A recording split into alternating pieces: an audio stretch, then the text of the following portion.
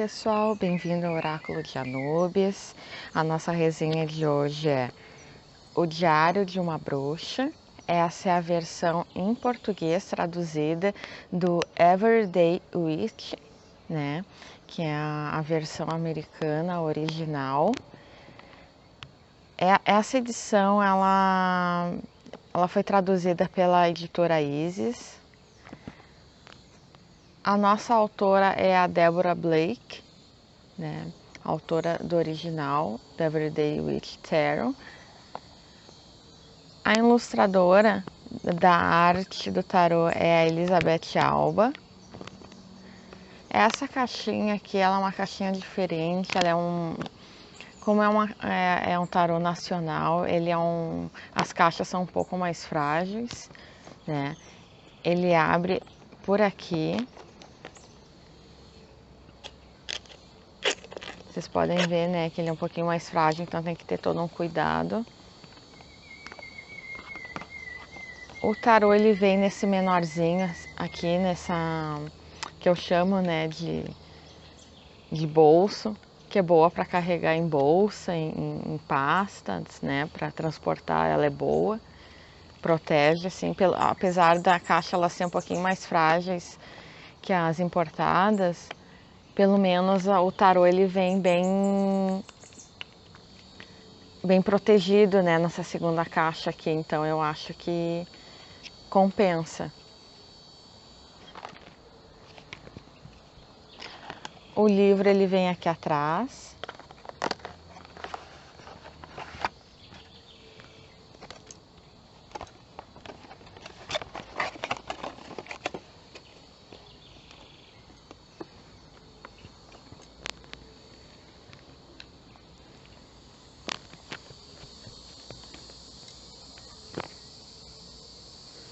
O livro ele tem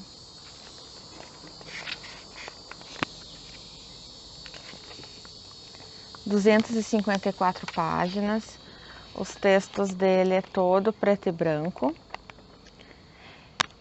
Atrás, no final, né, de cada arcano maior vem um local para fazer anotações. Vou mostrar para vocês. Para quem gosta, né, de estar fazendo alguma anotação sobre determinado tarô ou determinada carta, esse espaço para anotações ele é perfeito.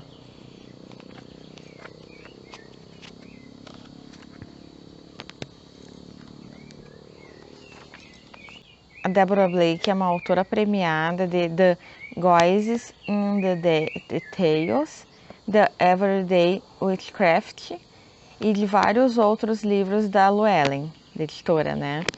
Ela tem artigos publicados nos anuários da Llewellyn e sua coluna, e tem também uma coluna em andamento, que o nome dela é Everyday Witchcraft. É destaque na revista Witch and Pagans. A Débora também é autora da série de romance paranormal Baba Yaga, da Berkeley Publishing,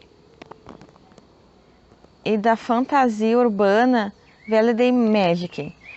Ela vive em uma fazenda de 130 anos na área rural de Nova York, com vários gatos que supervisionam todas as suas atividades mágicas e mundanas. Sobre a nossa ilustradora, Elizabeth Alba, ela tem mestrado em ilustração pela Escola de Artes Visuais de Nova York. Suas ilustrações podem ser encontradas em livros, revistas e jogos para clientes como Scholastic, Simon Schuster, Oxford University Press, Henry Holt Books, For Young Readers e muito mais.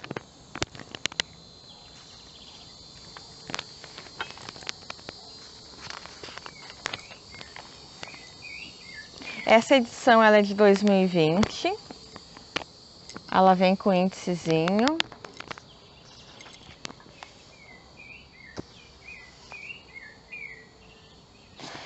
Aqui na introdução, a autora nos conta que quando ela estava escrevendo o livro dela, o 7º livro dela, The Witch's Broom, ela estava procurando uma imagem para a capa dele, né? Até que ela encontrou uma imagem, né, desconhecida, assim, uma imagem de um cartão postal retrô, e nele havia um gato preto, um chapéu de bruxa tradicional e uma vassoura.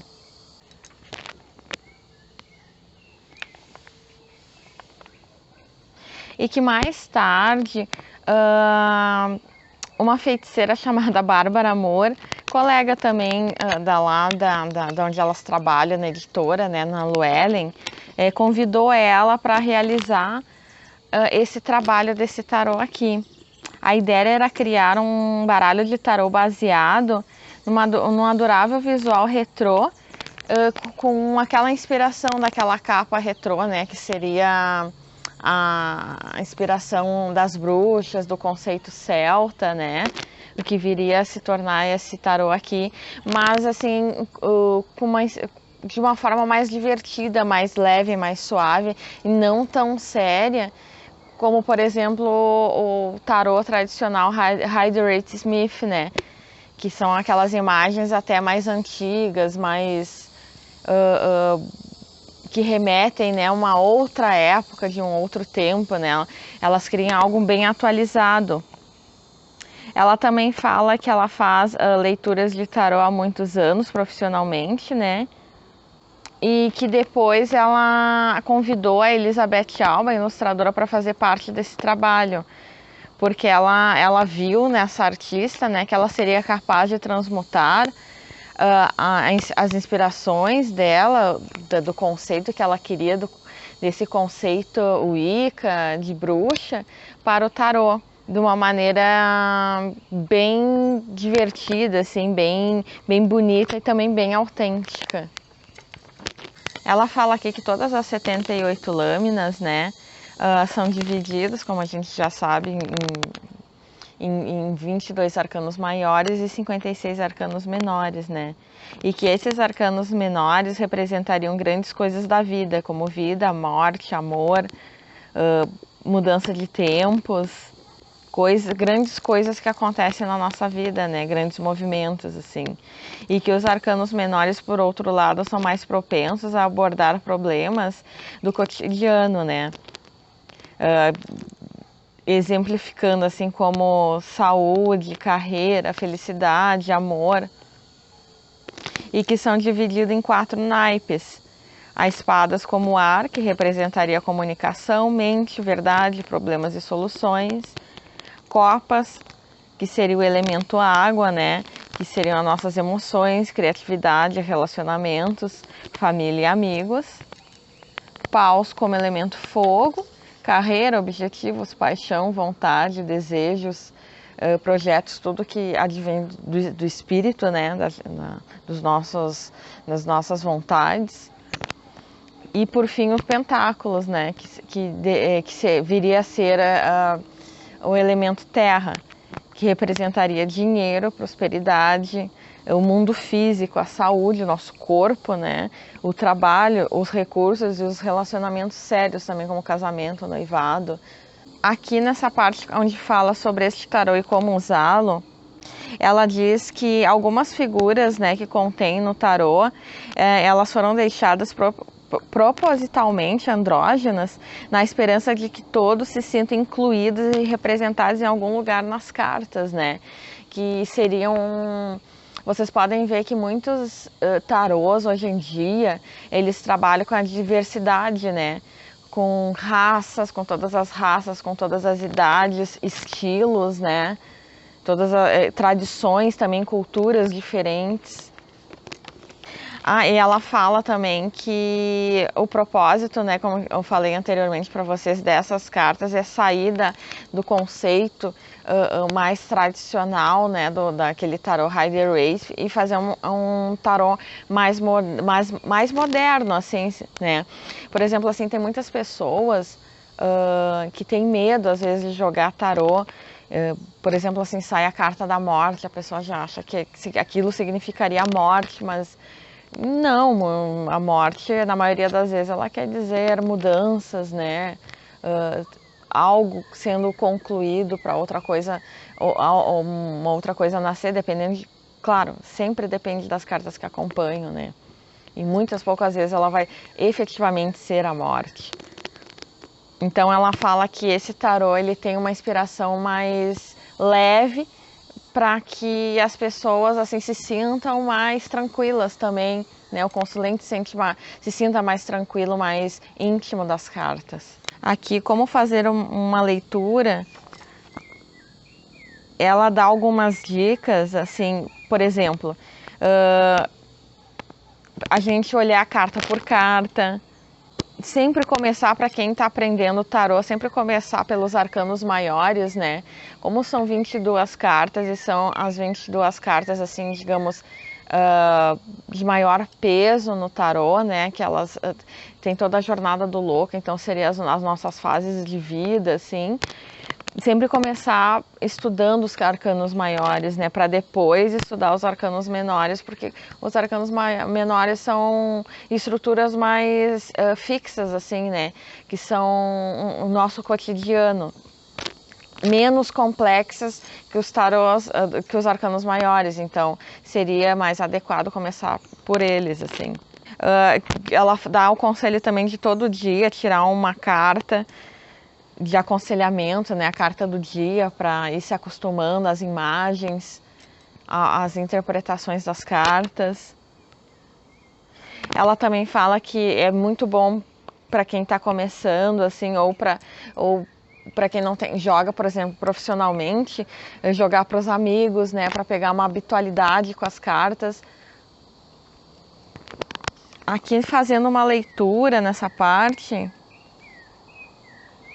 ela diz que normalmente as pessoas elas são muito boas em ler cartas ou para si mesma ou para outras pessoas, né?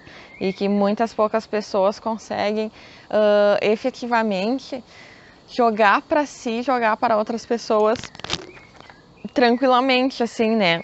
Até porque, assim, jogar para nós mesmos, assim, nós colocamos uma energia, uma emocional muito grande, assim.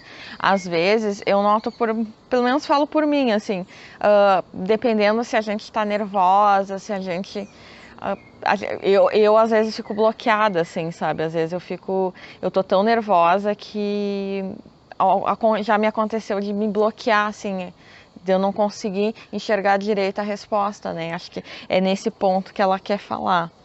Ela diz também se a pessoa ela não tem um dom natural, se a pessoa não é uma pessoa sensitiva, né? Como muitos são das pessoas que jogam, talvez seja preciso praticar mais ou se concentrar em alguns aspectos do uso do tarô, né? Ela fala que o tarô é uma ferramenta de autoconhecimento e crescimento pessoal, claro, né? Eu concordo com isso. Acho que o tarô ele é um instrumento de aconselhamento, né? Um instrumento terapêutico de aconselhamento. Ele não vejo o tarô assim como algo definitivo, fixo, de adivinhação, sabe? Mas como ele é um instrumento que mostra caminhos, assim. Ele fala muito do presente, do que pode, das escolhas que a gente pode fazer, né? Nesse sentido, assim, que eu enxergo. Ela dá a sugestão também que jamais a gente compartilhe os relatos ou qualquer detalhe de uma leitura para outras pessoas, né, de uma pessoa para outra, assim, porque o nosso consulente, quando ele vem nos consultar para uma jogada, assim, é como uma sessão de terapia, né? Um terapeuta, ele não sai também falando o que ele escuta numa sessão. Ela fala que é para a gente decidir qual que é a abertura mais apropriada para cada pergunta. Eu, assim, ó, eu como eu tenho coleção de tarô e existem vários temas, né, na minha coleção, assim, dependendo, assim, qual for o tipo de pergunta que eu for fazer ou que venham até a mim para fazer consulta, eu escolho determinado tipo de tarô. Para o amor, eu escolho um tipo, né, de tarô, ou para o espiritual outro, assim, eu pelo menos também tenho isso. Ela fala também que em relação à disposição de cartas para embaralhar bem, escolher um bom método de tiragem para interpretar bem as cartas, que elas são o coração de uma leitura. Ela fala sobre toda a disposição do As ao 10, né? O que viria a ser os significados, o que é uma carta classificadora e como devo usá-la, né? O que são as cartas invertidas e quando devo usar uma. Se eu receber más notícias, várias cartas assustadoras ou respostas que eu ou a pessoa que estiver lendo não gostar. Antes de começar a leitura, é preciso traçar um círculo mágico ou estar em algum lugar sagrado. Se eu não conseguir pensar em alguma pergunta específica, mas estiver a sensação que algo está acontecendo. Se a leitura simplesmente não fizer sentido para as cartas e elas forem todas absurdas e nenhuma delas parecer se encaixar na minha leitura. E o que significa quando, após várias leituras para mim e para os outros, as mesmas cartas continuam aparecendo de novo e de novo, e estou fazendo algo errado. Tenho que ter alguma habilidade paranormal para fazer uma leitura. Então são tipos de perguntas que ela vai respondendo assim, que são muito comuns, principalmente para quem está aprendendo, né?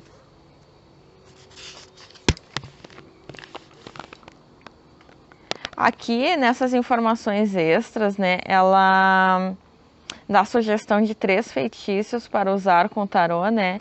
Um feitiço de consagração, que ela ensina, que quando a gente ganha uma carta ou compra, né, a gente energizar essa carta, fazer uma oração. Aqui ela até coloca algumas orações, né? Feitiço para limpar as cartas usadas. Existem vários, né? Tem pessoas que gostam de energizar com o poder do sol, outras com o poder da lua, né? Com plantas. Isso é muito pessoal também, mas ela dá sugestões. E ela também sugere um feitiço para leitura, né? Uma oraçãozinha que ela coloca aqui. Aqui vem toda a parte da descrição, né, das cartas, né, o significado das cartas, uma por uma.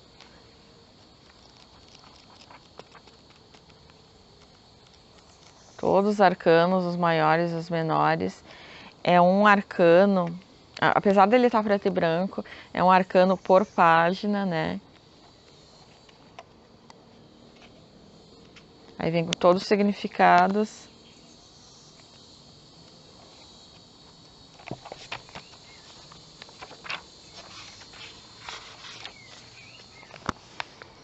Aqui nessa parte final, ela dá sugestão de alguns métodos de tiragem. Como sugestão, ela dá a abertura de uma carta, de 3, a cruz celta.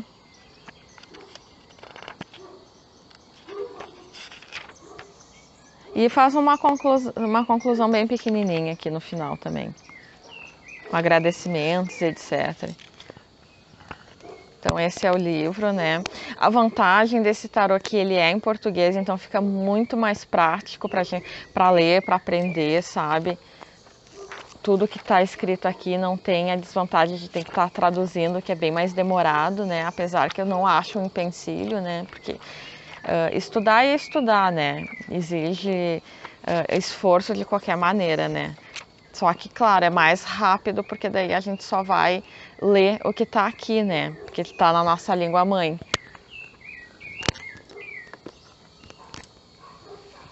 Aqui o tarô em si, né? Vou apresentar para vocês as 78 lâminas, os 22 arcanos maiores e os 56 arcanos menores.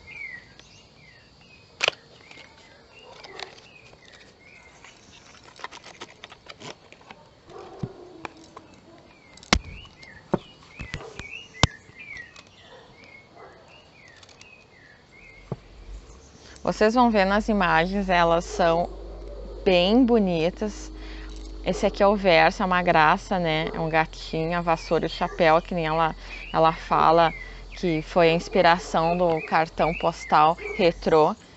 que ela viu e que inspirou, né, a capa do livro dela e inclusive todo esse trabalho aqui, né.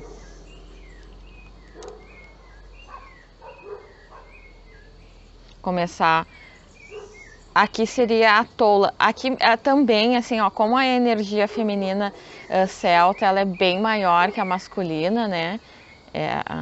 Ela é bem mais presente, não que não exista, né? Porque existe as bruxas e os bruxos, mas aqui a energia feminina ela é bem mais forte, então vão ter muito mais cartas femininas do que masculinas.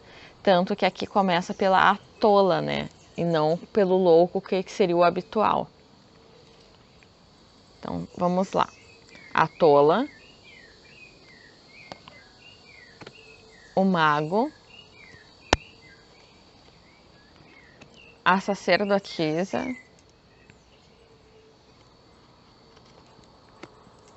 a imperatriz, o imperador, a hierofante,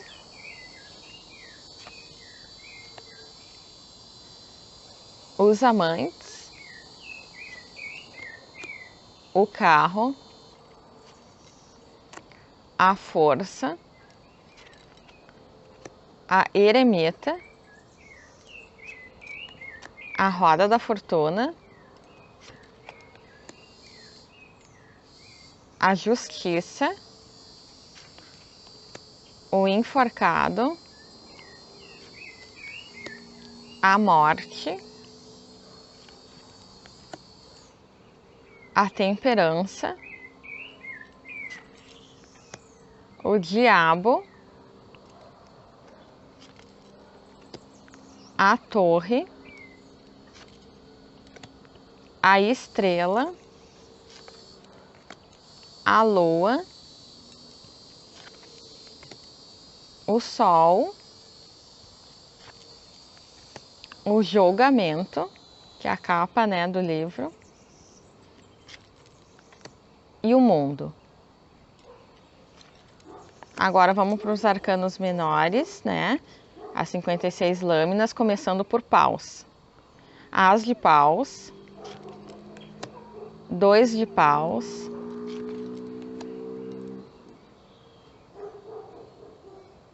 3 de paus, 4 de paus, 5 de paus, 6 de paus, 7 de paus,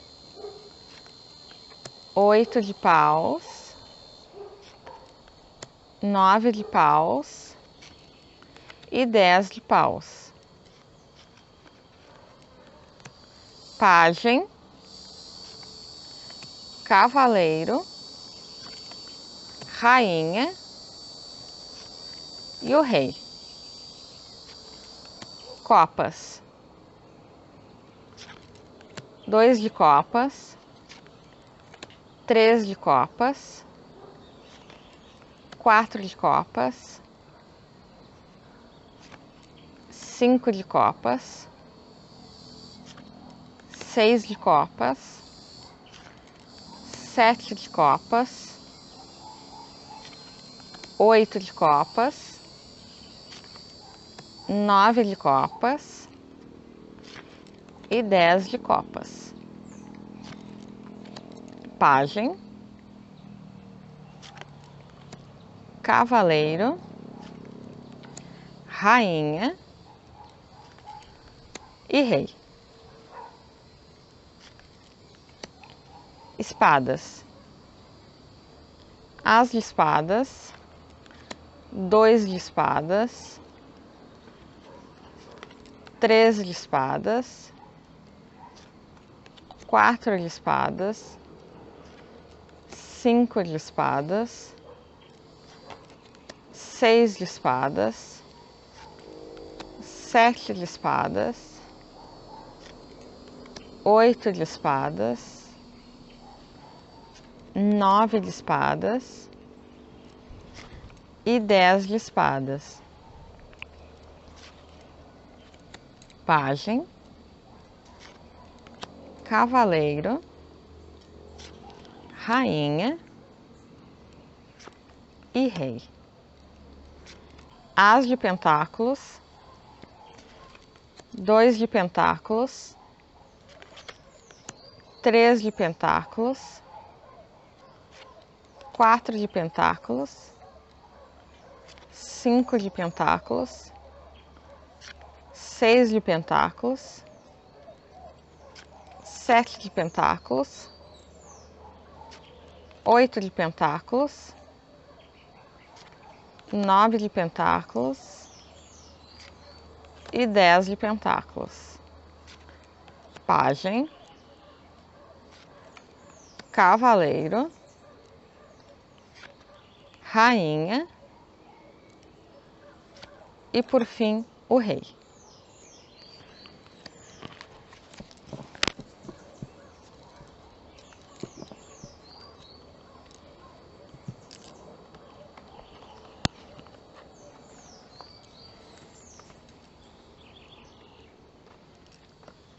Essa foi a nossa resenha do Diário de uma Bruxa, tradução do original Everyday Witch Tarot, da editora Isis, realizado o trabalho pela autora Deborah Blake e ilustradora de arte Elizabeth Alba.